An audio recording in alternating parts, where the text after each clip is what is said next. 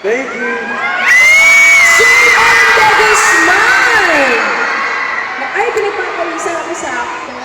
Naku, hindi tayo nakikita ni Charlie ngayon. Okay ka ba? Kaya ba? Kaya mo pang i-invite ang lahat na patuloy na suportahan ang Angelito?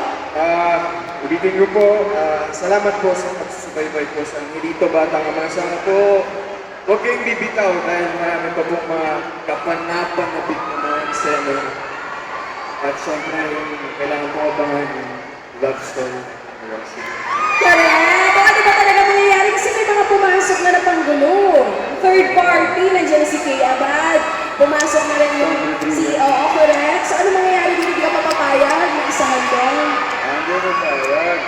Akala mo lang sa night ng service. Oh, naman! Alam niyo yan, meron ka pa mensahe para sa mga fans mo nandito ngayon. Certified Angelito Holics. Pakisabay swag. Is that swag ba yun? Hag? Pakisabay? Swag. Swag, diba? Oh, taray. The swag moves, why not? Go, JM. Maraming salamat po. Sobrang maraming salamat po. Sa lahat po ng grupo na Angelito, pati po kami mga cast, pati po director namin. Salamat po sa suporta niyo po lahat. I love you. Sabi mahal kita, Angelito.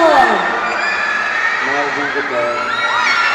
JM, ano yung favorite ko lagi mong ginagawa? Tignan mo yung audience natin, yung pamatay na looks mo. Yung titingin ka lang, nakakainlove na. Ano yun? Sige, gawin mo. Diyan ako na in love sa'yo. Aminin nyo, ang gwapo. Okay, baby boy. Thank you so much. I-plug mo na yung album mo. Na-out pa rin Sila sa rin, market. leather jacket. Naku, mamimigay ka rin ba ng... Gusto nyo ba tanggalin yung jacket mo? Eh, JM, tanggalin mo daw. Ikaw ang nagsabi niyan. Ikaw eh. Kung meron din po yung time, saan po, supportan niyo po yung album ko, And the High Green Records. GM de Guzman. Sana pa ako.